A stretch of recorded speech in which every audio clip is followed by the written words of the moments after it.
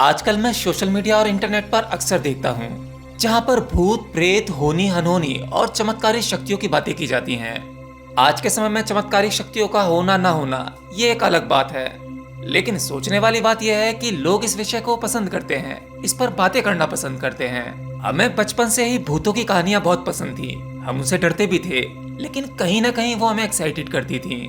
इसलिए हम अक्सर अपने दादा या दादी से कहते थे कि हमें कोई भूत की कहानी सुनाओ।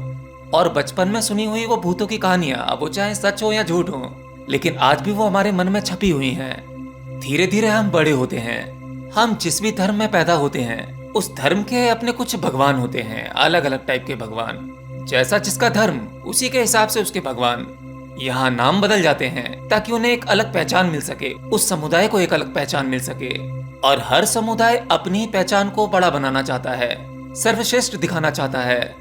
तो जब बात भगवानों की होती है तो चमत्कार वहां भी मौजूद हैं। अब चाहे आप क्रिश्चियनिटी उठा लो, इस्लाम उठा लो या फिर सनातन धर्म उठा लो, जब हमें थोड़ी बहुत भी रुचि अपने धर्म में जागती है तो वहां की कुछ चमत्कारी कहानियां और बातें सुनकर हमारा मन स्वयं से ही प्रश्न पूछता है कि ये चमत्कार कैसे होते थे, भगवानों के पास ऐसी क्या शक्ति होती थी, क्या वो शक्तियां इंसानों को भी मिल सकती हैं। और फिर हम ऐसे भी कुछ प्रमाण देखते हैं जहां कुछ इंसान चमत्कार करते हैं, उनको उनके चमत्कार के कारण ही समाज में एक अलग पहचान मिल जाती है। हाँ, तो आज हम कुछ शक्तियां या चमत्कार की बात करने वाले हैं कि क्या आज के इंसान में भी कुछ ऐसी संभावनाएं मौजूद हैं जिससे वो अपनी शक्तियों को एक्टिवेट कर सके। क्या एक आम इंसान के अंदर भी शक्ति का ये बीज मौजूद होता है या फिर इसके लिए कुछ खास योग्यता चाहिए। देखिए, ये जो आपका शरीर है जिसे आप मैं के नाम से जानते हैं, हाँ ये बिल्कुल सत्य है, आप इसी को मैं समझते हैं। आज हमें ये तो पता है, जैसे ही एक शुक्राणु माँ के गर्भ में जाता है वह अपने विकास की प्रक्रिया शुरू कर देता है।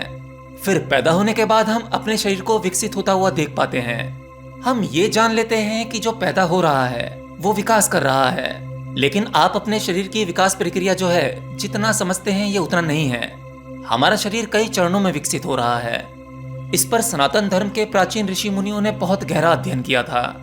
योग कहता है कि मनुष्य के शरीर का विकास 7 तलों पर होता है, जिसे 7 चक्र, कुंडलिनी या कहें 7 शरीरों के माध्यम से दर्शाया गया है। जैसे ही मैं कहता हूँ 7 शरीर, वैसे ही हमारा मन 7 शरीरों की आकृति बना लेता है। लेकिन ये वैसा नहीं है जैसा ये हमारा शरीर है, उस प्रकार के 7 शरीर नहीं है। असल में ये मनुष्य के शरीर की 7 वो संभावनाएं हैं जिसे वो पूरी तरह से हासिल कर सकता है। जब आपका शरीर अपनी लंबाई को पूरा हासिल कर लेता है तब आपका शरीर नहीं बढ़ता, यानी आपके इस भौतिक शरीर के विकास का क्रम थोड़ा सा कम हो गया है। फिर उसके बाद आप भावनात्मक रूप से बड़े होते हैं, यानी कि मनुष्य का भावनात्मक विकास होता है। इसीलिए जैसे जैसे मनुष्य की उम्र होती रहती है उसका भावनात्मक शरीर विकसित होता रहता है, अर्थात उसको भावनाएं भी प्रभावित करती हैं। वह एक बच्चे की तरह नहीं हो पाता। आप छोटे बच्चे को मारते हो, डांटते हो, पीटते हो, कुछ देर बाद वो भूल जाता है और वापस से खेल में लग जाता है। लेकिन जब आप बड़े हो जाते हो तो आपकी भावनाएं ज्यादा स्ट्रांग होती हैं, आप उनसे बाहर नहीं आ पाते। ऐसे ही आपका मानसिक शरीर, जब किसी की बुद्धि विकसित होती है तो उसे कुछ नया सीखने में आनंद आता है, अर्थात उसके भीतर जो बुद्धि का विकास चल रहा है वो किसी चीज की मांग कर रहा है, वो कुछ सीखना चाहता है, ये उसकी भूख है। जिस व्यक्ति में बुद्धि की जितनी अधिक भूख होगी वह उतना ही अधिक सीख पाता है।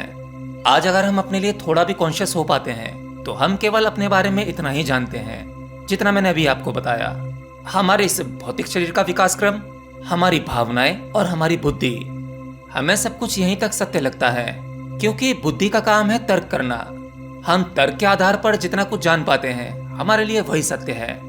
लेकिन जब कोई व्यक्ति अपनी इन 3 संभावनाओं से परे, यानी इससे आगे का विकास करता है, तब वह दिव्य संभावनाओं में प्रवेश करता है। जिस प्रकार से आपकी यह बुद्धि है, यानी कि ये मन जिसे हम तार्किक मन कहते हैं, लॉजिकल माइंड, वैसे ही एक और मन होता है जो कि बिल्कुल अलग है। योग में इसे विकास का 4था चरण कहा गया है और एक सामान्य मनुष्य इस 4थे चरण से डरता है। वह इसकी ओर विकास नहीं करना चाहता क्योंकि इस विकास के बाद व्यक्ति चमत्कारी हो जाता है।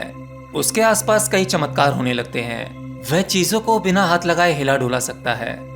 आप मीलों दूर बैठे व्यक्ति की बातें जान जाएंगे। किसी व्यक्ति के मन में क्या चल रहा है वो एक एक शब्द आप उसे बता सकते हैं। एक आत्मज्ञानी गुरु जो होता है वो अपने शिष्य को इस चौथे चरण के विकास के लिए रोकता है, क्योंकि ये है तो मन ही, ये मन की ही शक्ति होती है। जैसे आप अपनी बुद्धि की शक्ति से क्या क्या कर सकते हैं।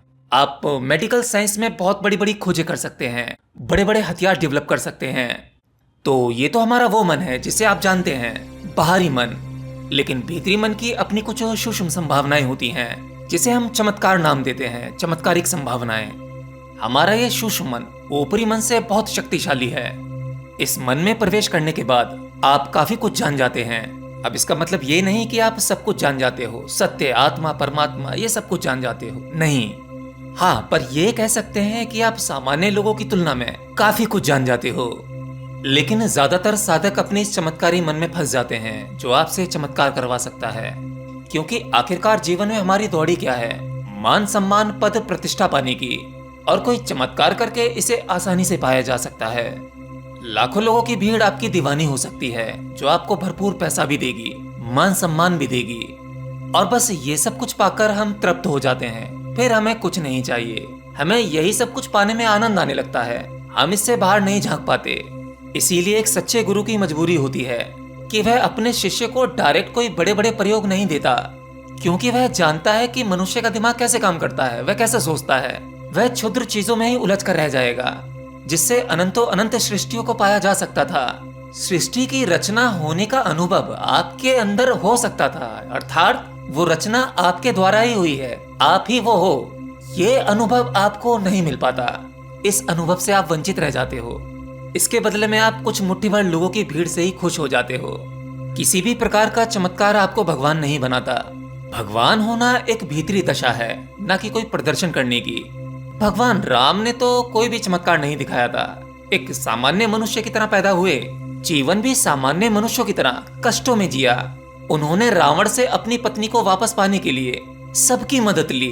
अब चाहे वो कोई पशु पक्षी हो, पेड़ पौधे हो, वन हो, या फिर महावीर हनुमान हो, उन्होंने अपना जीवन एक मर्यादा में ही जिया। इसीलिए वो मर्यादा पुरुषोत्तम कहलाए। जो पुरुषों में भी सर्वश्रेष्ठ हैं, तभी वो भगवान कहलाए। अगर शक्तियां मायने रखती तो हनुमान जी की शक्तियों के बारे में तो आप जानते ही हैं। वो रावण को एक झटके में हरा सकते थे, लेकिन सब कुछ एक व्यवस्थित रूप से ही होना था, वही नियति थी। तो जब जब आप भगवान की करते हैं तो आप देखेंगे उन्होंने चमत्कार नहीं किए। ऐसा नहीं है वह कर नहीं सकते थे, किए नहीं, चाहे बुद्ध हो, महावीर हो। लेकिन जब बात कृष्ण की आती है तो उनके जीवन काल में कुछ चमत्कार दिखाई देते हैं, लेकिन वो चमत्कार नहीं, वो उनकी लीलाएं थीं। जीवन तो उन्होंने भी एक साधारण इंसान की तरह जिया, लेकिन केवल कृष्ण को ही पूर्ण अवतार कहा गया। वे अपने चमत्कार से महाभारत को भी एक झटके में खत्म कर सकते थे या उसे रोक सकते थे, लेकिन उन्होंने एक साधारण मनुष्य की तरह ही प्रयास किया। उन्होंने राजनीति, कूटनीति, हर तरीके से कोशिश की। पर कहते हैं ना, जब किसी की मति मारी जाती है तो विनाश काले विपरीत बुद्धि, तो उसका अंत होना निश्चित है। इसका परिणाम हुआ महाभारत। पृथ्वी पर हुआ सबसे बड़ा नरसंहार, जिसका एक अच्छा परिणाम भी निकला। वो थी भगवत गीता, ज्ञान का वो वृक्ष जिसके बाहर कुछ नहीं है।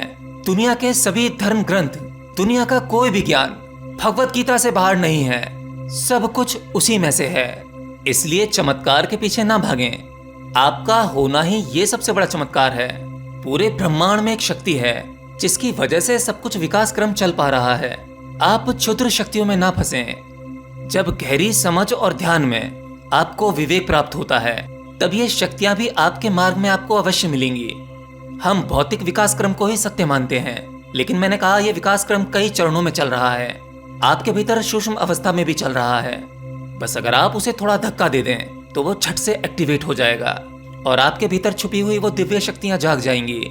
आखिर में जब आपके सातों शक्ति बिंदु, 7 चक्र या कुंडलिनी, या मैं कहूँ 7 शरीरों की संभावनाएं जब पूरी तरह से जाग जाती हैं, 7 चक्र एक्टिवेट हो जाते हैं, तो आपके भौतिक शरीर और आपके भीतर मौजूद वो सूक्ष्म तल की शक्तियां, उनका विकास पूर्ण हो जाता है। 7वां चक्र खुलने के बाद आप उस परमात्मा में विलीन हो जाते हैं, अर्थात पूर्ण मृत्यु। अब ना कोई जन्म है, ना कोई शरीर है और ना कोई जगत है। शून्य में विलीन हो जाना। एनीवे, आज के लिए इतना ही। मिलता हूँ अगली वीडियो में कुछ नई जानकारी के साथ। तब तक के लिए जय श्री कृष्ण।